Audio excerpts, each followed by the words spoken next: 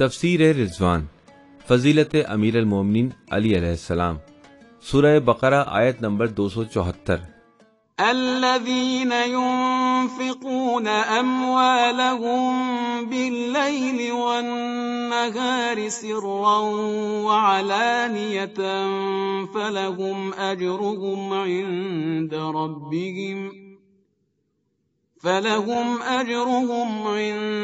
ربهم ولا خوف عليهم ولا هم يحزنون۔ جو لوگ اپنے مال رات اور دن میں خفیہ و اعلانیہ راہ خدا میں خرچ کرتے ہیں، ان کا مناسب و معقول اجر و ثواب ان کے پروردگار کے پاس ہے، ان کے لیے نہ کوئی خوف ہے اور نہ وہ غمگین ہوں گے۔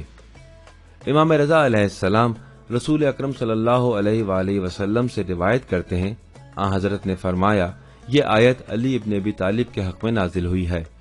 علامہ ہلی بھی اس بارے میں لکھتے ہیں، تمام علماء نے نقل کیا ہے کہ یہ آیت علی ابن ابی طالب علیہ السلام کی شان میں نازل ہوئی ہے۔ ان کے پاس 4 درہم تھے،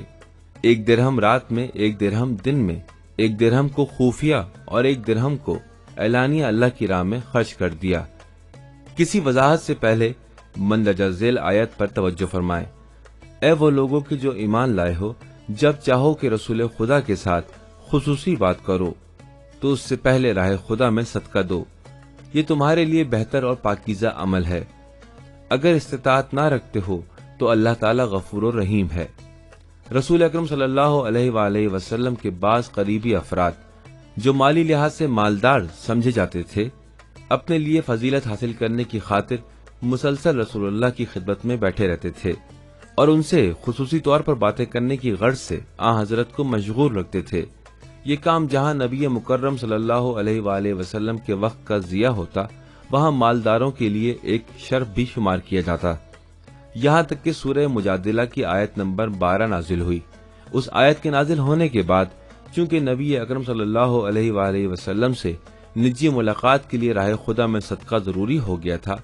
اس لیے وہ تمام لوگ جو کل تک حضور اکرم صلی اللہ علیہ وآلہ وسلم کی بارگاہ میں حاضر ہونے کے لیے وقت کی تلاش میں ہوا کرتے تھے، انہوں نے حضور اکرم سے نجی ملاقاتیں چھوڑ دیں اور پھر آن حضرت کی خبر تک نہیں لیتے تھے،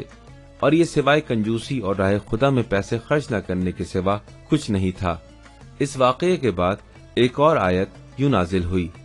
کیا تم غریب ہو جانے سے ڈر گئے تھے کہ جب تم نے نجی ملاقات سے پہلے خیرات کرنے سے انکار کر دیا تھا؟ جان لو کہ جو کچھ تم کرتے ہو اللہ اس سے اچھی طرح باخبر ہے۔ بہت سے اکابرین شیعہ و سنی مفسرین کے مطابق آیت نمبر 12 کے نازل ہونے کے بعد وہ واحد شخصیت جس نے اس آیت پر عمل کیا اور نبی مکرم سے نجی ملاقات کرنے سے پہلے راہ خدا میں صدقہ دیا، امیر المومنین علی ابن ابی طالب علیہ السلام تھے۔ قرآن نے امیر المومنین علی علیہ السلام کے صرف اس نفاق کے متعلق ہی گواہی نہیں دی، بلکہ قرآن گواہی دیتا ہے کہ امیر المومنین علی علیہ السلام نے